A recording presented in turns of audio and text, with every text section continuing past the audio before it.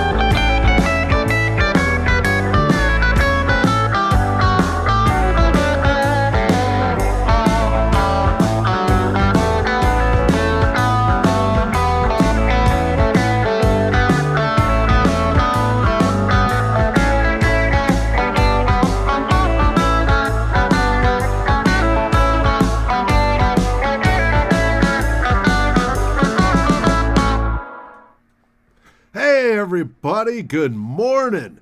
It is Good Morning Gjallarhorn with friends. And with me today is the real Forno, Tyler. How you doing this morning, buddy? Hey, let me tell you, it is a great Saturday morning here in the frozen tundra, Minnesota, and I'm ready to talk some ball. Cool. Well, some know and some don't that Tyler joined us back in the spring. He joined the regular Good Morning Gjallarhorn crew as we did our draft marathon. And Tyler was absolutely indispensable with his knowledge of players to get us through that 17 and a half hours of broadcast, live broadcast. And it was great. And when the Vikings drafted somebody, boom, he was there with, yeah, they did this, yeah, they did that. They're going to be good. They're going to be, we'll see, you know. And we appreciated that. And we're looking forward to it again this spring for the upcoming draft. But now, yes, the Vikings have a game tomorrow against the Jaguars. But if that goes badly, most of our attentions are switching back to the draft. So we're getting a head start on that. And Tyler, I know you wanted to talk draft, especially first day prospects. Where are you seeing the Vikings needing players? This draft class is going to be really frustrating for Vikings fans in the fact that a lot of their needs, like you're talking defensive tackle, safety, this isn't a really good draft class for both of those positions. You're not going to get a guy on day one in that first round range that's going to scream like, hey, this guy is a must have for the Minnesota Vikings. This draft is incredibly strong with wide receiver, both at the top and deep throughout. So maybe we can finally get that third wide receiver we've been needing for, I don't know, it feels like 10 years. What, you're It's also saying really strong Chad at Beebe isn't quarterback. hacking it? No. Uh, Look, Chad Beebe's a fun little story. I was a big fan of his dad, Don, when he played for the Bills and the Packers back in the day. Just uh-huh. all the grit in the world. Great special teamer. He can catch a few passes, but he's just not it. You need a third guy. This is going to be a great draft class to find that. Cornerback is pretty good as well. You got a lot of guys up at the top. Patrick Surtain II. A lot of people remember his dad playing with Sam Madison on those Dolphins teams in the late 90s, early Uh-huh. 2000s. Caleb Farley's pretty good as well. And you've got a lot of other guys. Sean Wade, he's probably just a nickel at this point since he struggled on the outside, but that he's a guy who can be really good, especially in zone coverage. And then offensive tackle is also showing itself to be a really good class. If you think that Ezra Cleveland can be a really good guard moving forward, then there are going to be guys at the top of the first round that are really going to excite you. Now, you have Penei Sewell, who's going to go in the top 5, and if he doesn't, it'll be because quarterbacks go really high. You have Sam Cosmi, incredible athlete out of Texas, who showed a lot of growth this year as far as power and technique. Christian Darrisaw, Virginia Tech, is another name to watch out for. Dylan Raduns from North Dakota State has been the buzz of the draft community for a couple of months. There are a lot of really talented players at that tackle position. At that list, you got me at Penei Sewell. I've looked at that kid, and he's a monster. Just, that would be something. Now, first off, I will say hi, good morning to Mary, who said hi to you. Do you think Vikings fans are going to want to go for a tackle? And I don't think they're. what do you think Vikings fans are going to want? Vikings fans are going to want a quarterback, and I'm here to tell you that it's time to calm down on the quarterback because as much as we may want it, as much as we may want an improvement over Kirk Cousins, something a little bit more consistent. Because as great as Kirk Cousins has been, the volatility is still there, and I don't see it ever going away. I think that Vikings fans need to calm down on the quarterback in the first round because this regime just isn't going to do it. The only way it happens is if this thing gets blown all the way up. And with how well this team has played this year, with how little, especially they have on defense, I don't see that happening. So first round quarterback, we need to kind of push that aside and just prepare to go forward. If you're going to draft something, you need to draft a position of need, and you need to especially draft a position of value. Value in that middle of the first round range is really going to come with offensive tackle, wide receiver, cornerback in this draft class. You might be able to find a really good edge rusher, but I don't see the type of edge rusher that the Vikings will value because the top of this class is going to be a lot of quick twitch guys who can stand up, guys who are phenomenal athletes. But Mike Zimmer's going to want a 4-3 defensive end. He's going to want an Everson Griffin. And there really just isn't that in this draft class at the top. So I think they're going to wait on edge rusher. I wouldn't be surprised if they take corner or offensive tackle, especially with how we've been taking our cornerbacks from 7-11 this year. I also wouldn't be shocked if they take a receiver. It would kind of be the most Vikings thing ever to value a third receiver and then just run the ball 60% of the time. And there are a lot of really good ones in this draft class, including one Minnesota fans know in Golden Gopher Rashad Bateman. Mm-hmm. Cool. Like, there's a lot of talent. I know you said there wasn't that many interior defensive linemen. One of the needs I see is a good 3 technique guy. We'll have Michael Pierce back doing the fire hydrant thing in the middle next season. But do we have a 3 technique? Is there any of those 3 techniques that are coming out that could fill that Richardson style of being able to get some pass rush? I think there are, but I don't know if you're going to value any of them in the first round. Now, the fact that the Vikings don't have a second-round pick is going to make things a little more tricky in that sense. So you're looking at middle of the third round. Middle of the third round, one guy I really like is Christian Barmore. He's a defensive tackle out of Alabama, and he's had some injury issues, but a raw talent is there. He's got great power. He's got great burst, but he hasn't been able to consistently put it together. You get a raw talent like that, kind of like what the Vikings ended up doing with Neil Hunter, and you get what's his name? Andre Patterson. There you go. Right. Andre Patterson working with him consistently, and he's going to be next to Hunter and Michael Pierce. I think that's going to be a player that can really thrive in the system. Marvin Wilson out of Florida State, I wrote an article about him a couple months ago. He's got a lot of production. In the first game against Georgia Tech, he blocked 2 kicks, but he doesn't have a lot of translatable traits, those elite style traits that you want to see out of a high end draft pick. So he's probably going to fall into that second or third round range. Jalen Twyman out of Pittsburgh, he opted out this year. He's a really good player as well. Kind of reminds me of Aaron Donald a little bit. He's kind of got the same size and stature, got some of the same ability, but he's nowhere close to the athlete or dynamic player that Aaron Donald is. Some of the things they do are similar, and the body style, that's about it. There are players you can get, but unless you're going to take top edge prospect Gregory Rousseau and have him gain 30, 40 pounds and then play on the inside, which honestly could be a great fit for him, I don't think you're taking defensive tackle in that first round. Interesting. So we've come down to wide receiver, corner. Do you see any other position that could go in the first round for the Vikes? I think offensive guard can be in play. I think it would be a really big mistake to take offensive guard in the first round. There's only one guy that you would take in round 1, and his name is Wyatt Davis. Wyatt Davis, Ohio State guy. Ted's going to know a lot about him. He's getting talk kind of like Quentin Nelson did a few years ago in that he's just a really good, solid, like he's going to be a round 1 lock. But at the end of the day, when I watch Wyatt Davis film, he does nothing great, but he does everything really good. And that kind of worries me a little bit. You're not getting a high upside guy.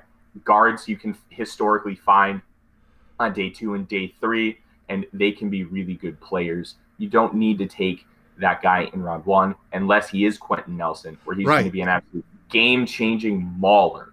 And Wyatt Davis just isn't that. He's just a really solid, really good player, and I don't think the value is there for him in round 1. Yeah, and the Quentin Nelson types come around only once every 20 years-ish, where you get somebody that's just a stud, especially as a rookie.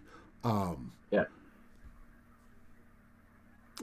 We're not going to have that.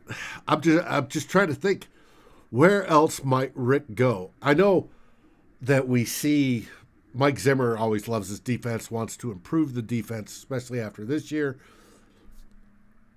And we spend a lot of money on defense. It's just, what off-the-wall draft choice could Rick Spielman possibly do in the first round that would surprise you? Off-the-wall draft choice would probably a big trade back, try and recoup that second-round pick that you ended up trading for Yannick Ngakoue, and then taking a guy like take a receiver, take a tight end. There are a couple really good tight ends in this class. Like, we all love Kyle Rudolph. He's an incredible man off the field, and he's capable. He isn't worth the $9 million you're going to be paying him over the next 4 seasons. It's probably time to move on from the player, and unfortunately, you're going to lose the person as well. So there's a guy out of the University of Florida, as you can kind of tell behind me. I'm a really big fan. His name is Kyle Pitts, 6'6", 235, and he is the best tight end prospect I've seen since Vernon Davis. Wow. He is an absolute machine catching the football. He's going to be able to get you those jump balls, run down the seam. He can break away from defensive backs. He is an absolute versatile chess piece that you can utilize. Inline, you can split him out wide. You can do a lot of things with him. Having the creativity to use him and Irv Smith Jr. would be really fun. That's what I was just fantasizing about, and it was just like, whoa, this could be a blast. Mm-hmm. You got 2 monster guys, and then you got Thielen coming back, and obviously Justin Jefferson. That would be scary, and Dalvin in the backfield. And Kubiak, we know, loves to highlight tight ends. He hasn't done so much this season with the Vikes, but he loves to highlight them, and that would be interesting how to set that up. Very, very much. I like that idea. Mark that one down. Mark that one down, because that may happen. Are there any others you could see Vikings targeting? There are a couple guys. Caleb Farley, cornerback out of Virginia Tech, really good athlete, physical at the line of scrimmage. He's a great outside corner. Patrick Surtain II, who I also mentioned earlier, is out of Alabama. he's been a fantastic player ever since he came into the SEC. You don't see a lot of freshmen get play cornerback at Alabama, and he was playing almost immediately. So that kind of speaks volumes about the player he is. Both those guys could go anywhere from like 6 to 20 in that range, depending on how they do in the pre-draft process and how they test and interview with teams. They're kind of slotted right there. And I think one of those guys could be a really good fit with this Mike Zimmer defense. I also think that you can't rule out receiver, even though I don't necessarily predict it. This class is, I'm going to be honest with you, Dave. Last year's class was incredible. This year's class is stupid. It's even better than last year. The depth at the top and the guys you're going to be able to get in rounds like 3, 4, and 5. We're talking like you could find another Stephon Diggs in round 4 or 5. This is how deep this draft class is. Wow. And yeah. I guess it's for all those years of playing flag football. Helps develop receivers quicker than, linemen, obviously. That's cool. And we've always wanted that good, solid, trusting wide receiver 3 that we know can get beyond the sticks, get the first down to complement everything else. And then it's, 3 deep. Yeah, 100%. And a third receiver is necessary in today's National Football League. When we drafted Irv Smith Jr. last year, the idea was for him to become that number 3 receiver. Be that move tight end, guy you can utilize like Travis Kelce and George Kittle. Put him in the slot, put him out wide, and do some fun things with him. We just, especially because of the injuries this year, we haven't really seen that move forward. At that 50th spot, we could have had Tennessee's A.J. Brown or Seattle's DK Metcalf. Like, that one kind of hurts, but I'm also still very high on what Irv Smith can bring to the team. I just still think we need that guaranteed number 3 receiver. Ted, I see you. Lawrence or Fields, whatever it takes. Here's the thing. You have to have a trade partner. They are not going to give up those picks. You can't give them enough because you can only trade first 3 years out. They're not going to say yes. And we're still going to see Kirk Cousins next year. The only way we're not going to see Kirk Cousins next year is if they trade Kirk Cousins. And that's a whole different story. And I think that could be a possibility, Dave. The 49ers, we all know Kyle Shanahan was desperate to get Kirk Cousins in the 2018 offseason. At the 2017 trade deadline, they traded for Garoppolo, and there were rumors that he was just livid when he found out the news. Right. So I wouldn't rule out a trade for Kirk Cousins, especially with San Francisco. If they really want him, I could see them giving up a first-round pick for him. And then if that happens, then you're going to have ammunition to go up and get your guy, whether that be you're not going to get Lawrence. There's no way anybody's going to trade that.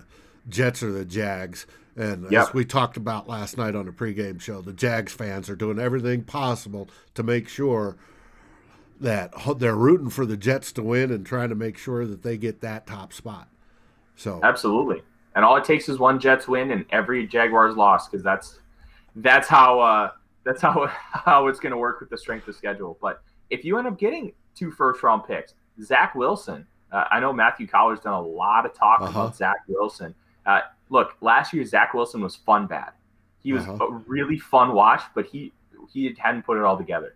This year he's put it all together. His play style is almost identical when I look at him to Patrick Mahomes. I don't think he has the ceiling of Patrick Mahomes, and I don't think he's that player. But the way they play the game, the way they throw off platform, just mind-boggling throws, that's who Zach Wilson is. He's going to give you that wow factor. And quite frankly, in today's NFL, you want the wow factor. I think Trey Lance can do a lot of things, but he is not that dynamic passer that a guy like Zach Wilson or Trevor Lawrence is.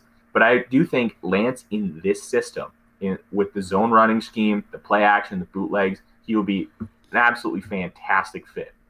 Wow. So if you go quarterback in 1-1, you have 4 legit guys. Then you have Mac Jones out of Alabama, Kyle Trask out of Florida. They're both really good, but they don't wow you with that arm talent. They're going to be kind of like the Drew Brees types, cerebral. They're going to be calculated with their shots down the field, but they're never going to be like, wow, that's an incredible passer. They're just going to do all the little things right, and they're going to be capable throwing the football with those like out routes and goes, but they're not top of the round guys. And you might be able to find them in the 2nd or 3rd round. I think whatever the Vikings do, if they keep Kirk Cousins, they got to draft a quarterback. Take a guy in the middle rounds and try and develop him. Right. Like, the Packers did it successfully in the 90s. They traded Mark Brunell to the Jaguars, Matt Hasselbeck to the Seahawks. Then the Patriots with Jacoby Brissett, Jimmy Garoppolo, like consistently developing quarterbacks and flipping them. And Like, flip them. Yep. Patriots traded Matt Castle for 2 second-round picks because they had Tom Brady.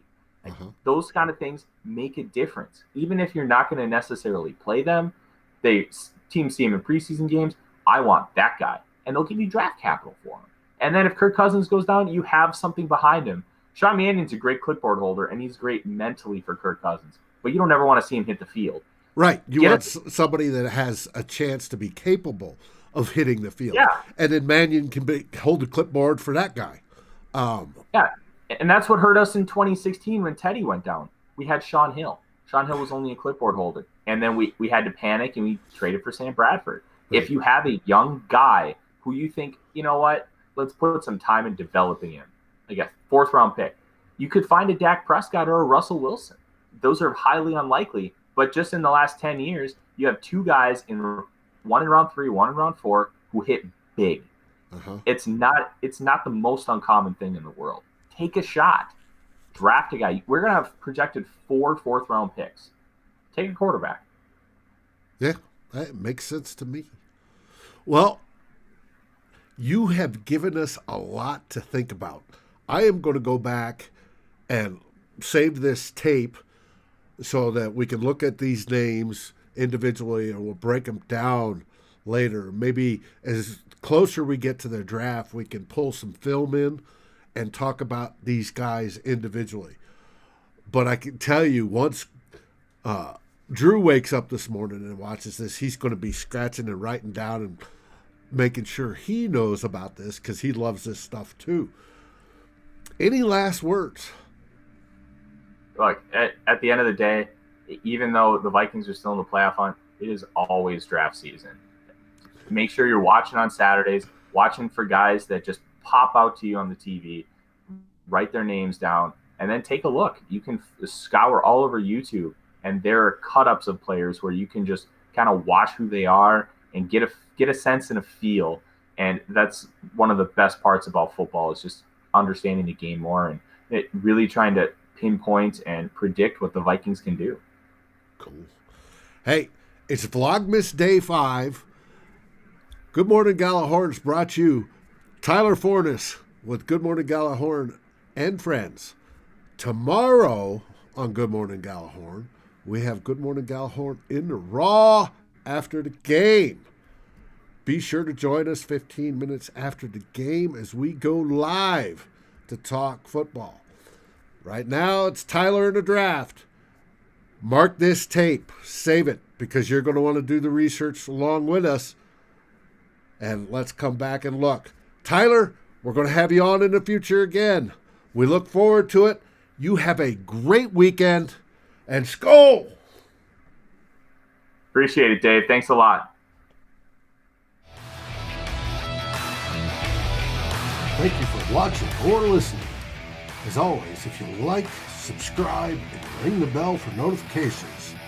And if you're listening to the podcast, please rate us on your favorite aggregator. Skol, everybody.